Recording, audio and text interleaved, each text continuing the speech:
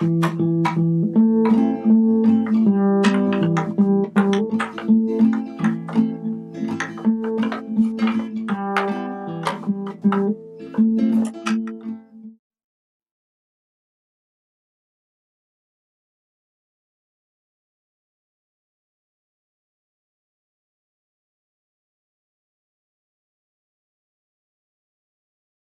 the spring of 1968, I was looking for work and I found myself in New England.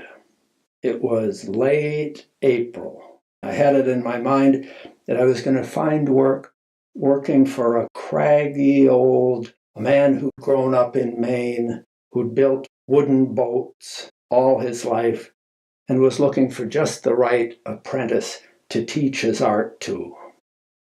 Mount Desert Island. I found areas that didn't have so many tourists, but I didn't find a craggy old boat builder. I went inland to Bangor, which had nothing in the way of boat builders that I could discern.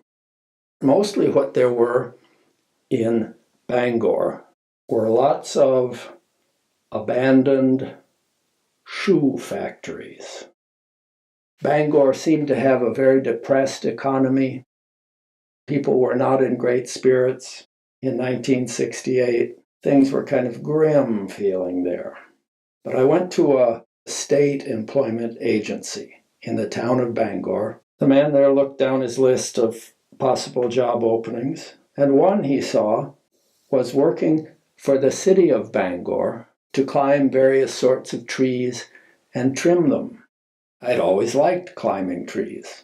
It had been one of the refuges of my youth to get up in a treetop where no one could see me and I could be away from the world.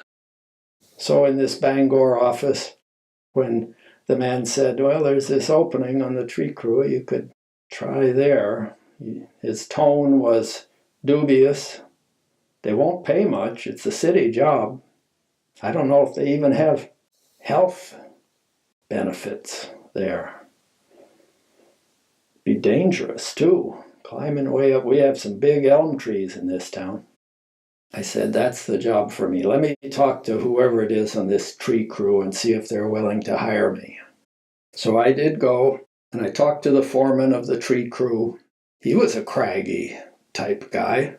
If I was looking for a craggy individual, didn't talk much, it was true, but he was kind of sour. I couldn't tell if he really had any of this Maine wisdom I was looking for. But my standards were dropping a little since I'd given up on the seacoast. He smoked a pipe. I remember that. He smoked a pipe. That was his most endearing quality. I don't remember his name. He was willing to hire anyone, it seemed, who was willing to accept this low pay and truly lack of health benefits. He said, now this is going to be dangerous work climbing up these trees. You ready for this?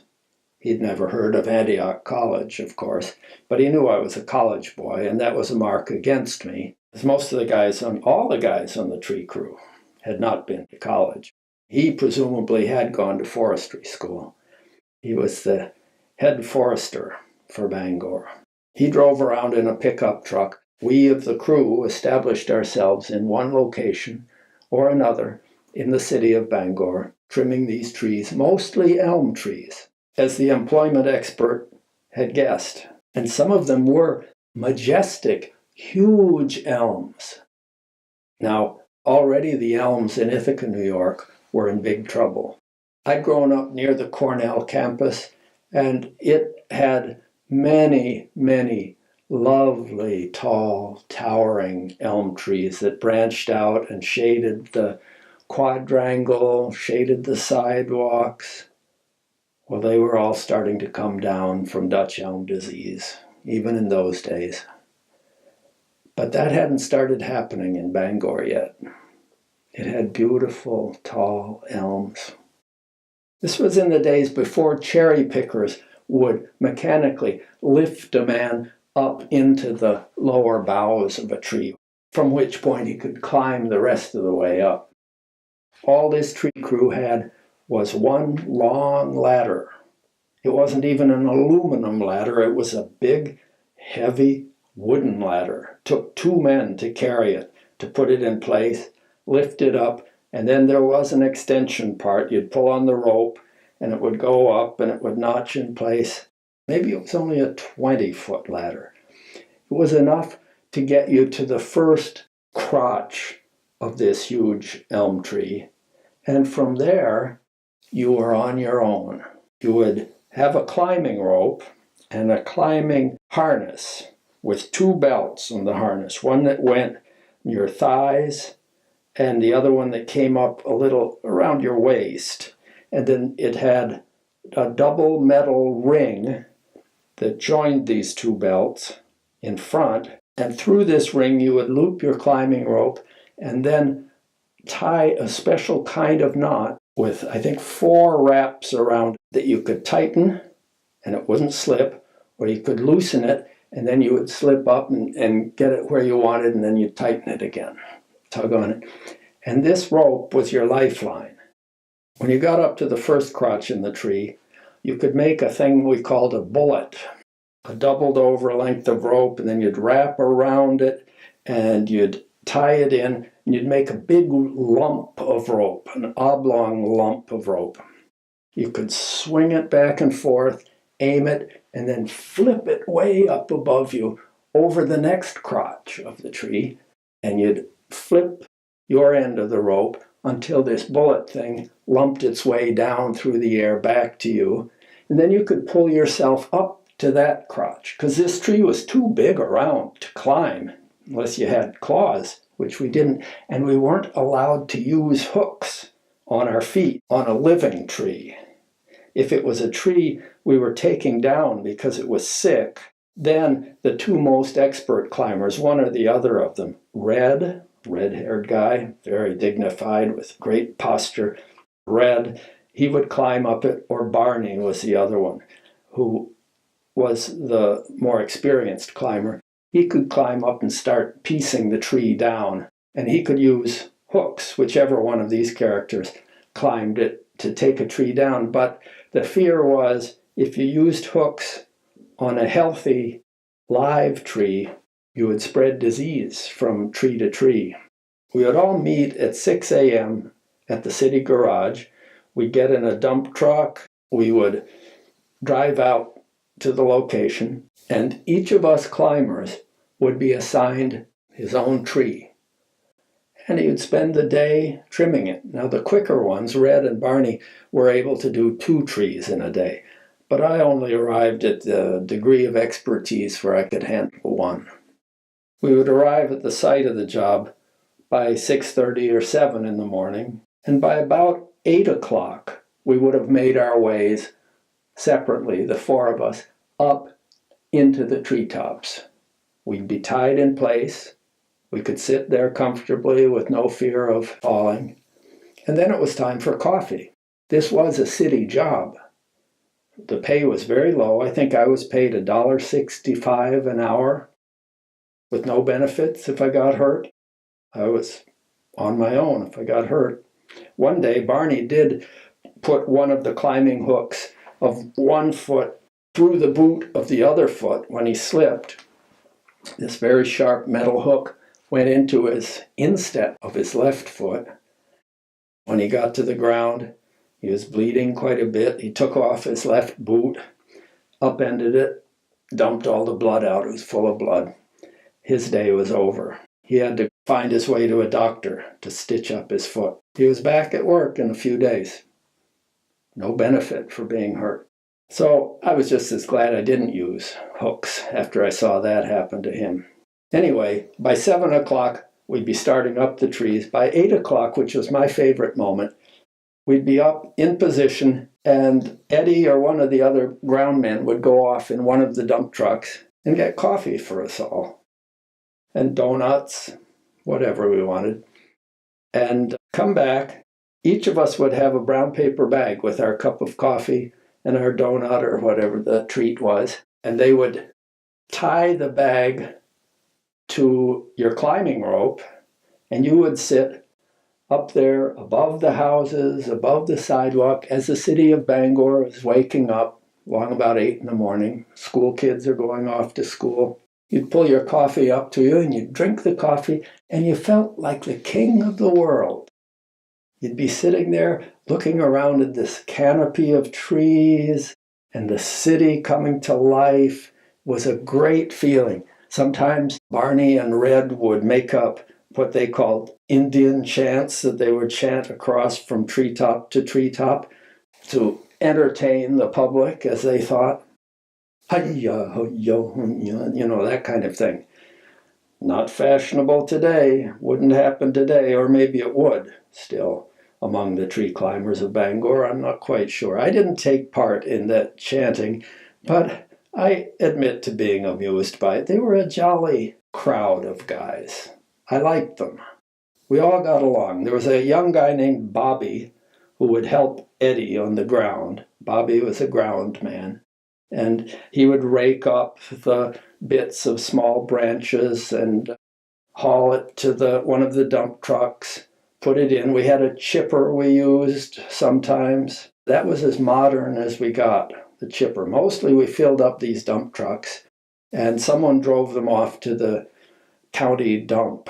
Took a special skill in pulling ahead and jerking the bed of the truck once it was upright to get all the branches out of it. That was a skill I never quite attained. I was only there for about 3 months on this job.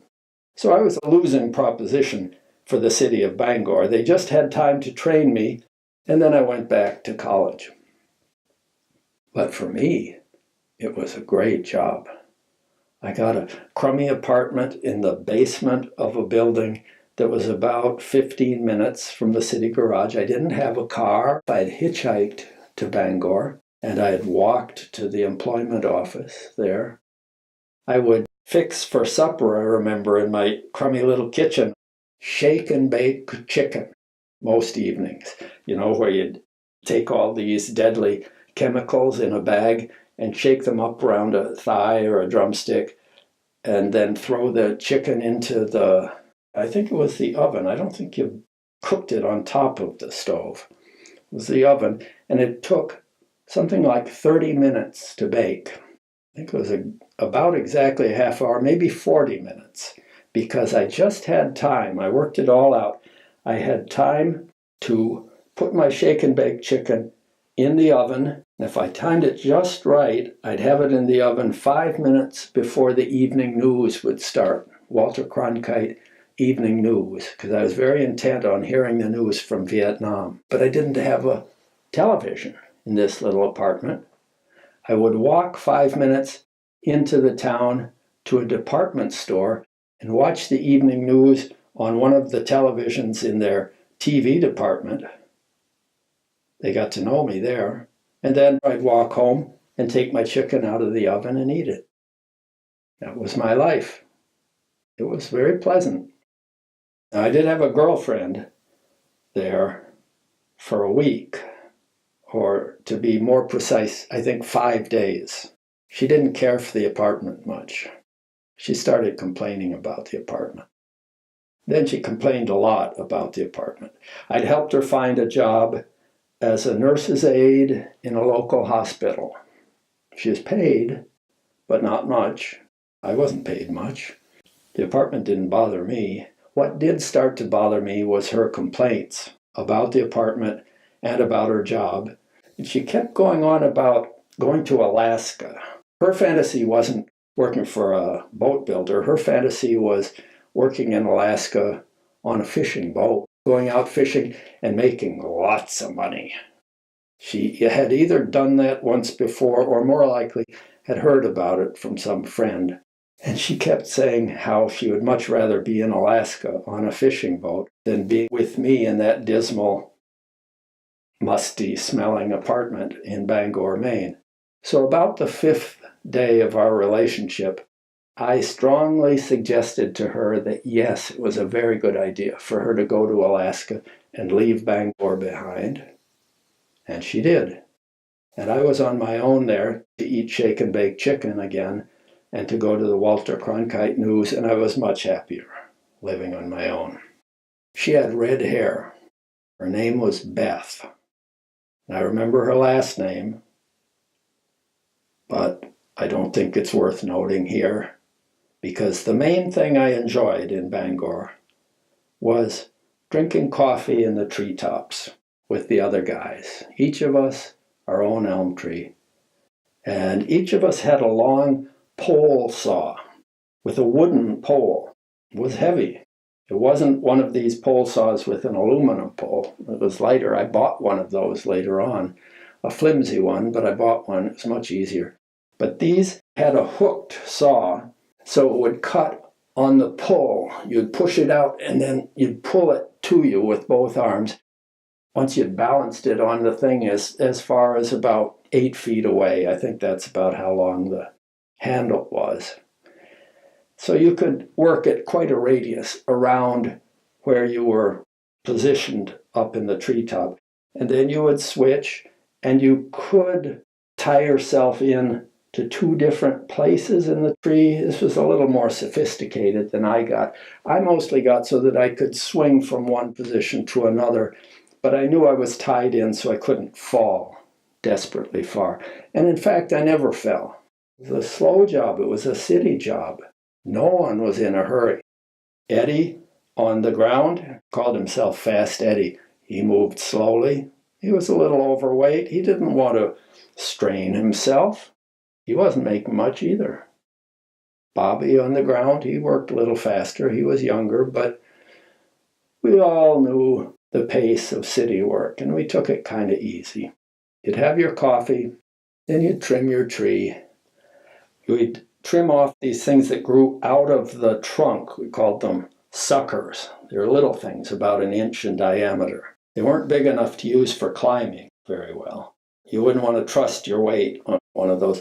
Mostly, you hugged the tree and you worked your way up. I got in shape tree climbing in Bangor, Maine. And then, when the 3 months were over, I said goodbye to Red and Barney, and Bobby and Eddie. They let me take with me an old climbing rig they had that wasn't in such good shape. It was still safe, and one climbing rope was starting to get a little frayed. They let me take that too. So I had equipment that I could use on my own later on. It might come in handy. And it did, in fact, when I was back home in Ithaca. I had an interval there before going back to Antioch. I had a week or so there. My grandmother was visiting our house in Ithaca. My Uncle Gene, her youngest child, my younger uncle, was there. And my father was very pleased that I'd brought my climbing equipment with me. He said, I might have a job for you, come to think of it. That tree down the hillside from our house, there's several trees down there that are blocking our view. I climbed those, and I trimmed them back. You climbed, Dad? Climbed way up there without you didn't have a climbing rope, did you? He said, no, I just climbed up there. I tied a saw onto my belt, climbed up there, and I opened up the view. Alice Wynn would call down the hillside in her voice that carries so well, and I'd shake a limb. Is this the right one? She'd say, yes. And I'd cut that one off, and then I'd shake another one. No, that's okay. And shake it. And eventually we cleared back this view. These branches had been growing in the meantime, because let's see, he had built the house in 1956 in the summer. And this was the summer of 1968, time for the branches to close in again on the kind of V shape of the view. And then there was one tree in the middle that had high spreading limbs. And so the view from the house, which was itself built up in the treetops, had been narrowed considerably. So we went through the same process again, but this time there was no worry because I had my rope. We had our house ladder, which was an aluminum ladder and easy to maneuver.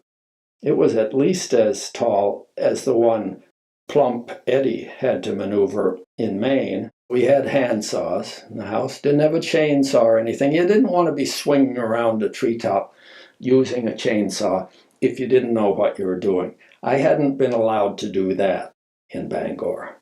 So I climbed these trees down the hillside below our house in Ithaca, between our house and the lake, which was maybe half a mile away, on a pleasant summer afternoon. And I had the great honor of doing this in front of the entire assembled larger family who were on the side deck of the house watching and admiring my manliness while I was blithely cutting limbs and asking them which one to do next. But the main thing that impressed me about doing that work that day was the fact that Dad had done the same thing without any training, without any safety rope. He had done that as a man considerably older than I was, because I was only 19 when this all happened. Had no fear of death at this point. I was feeling fairly impregnable. Dad, however, had a family. In 1956, he would have been 46 years old, which to me was an old man at that point. Very brave for him to be climbing all by himself up there just to open up the view for himself and for the family. But that's the way he was. He was a very impressive guy. He was so self-reliant. He had built his own house. He had designed it himself. He and my brothers and my sister had done all the building with the assistance of one trained carpenter who helped him hang doors and windows and things like that. But Dad had done it. And he had climbed those trees by himself. He was a very impressive guy. And that impressed me much more than I impressed myself, even then, the age of 19.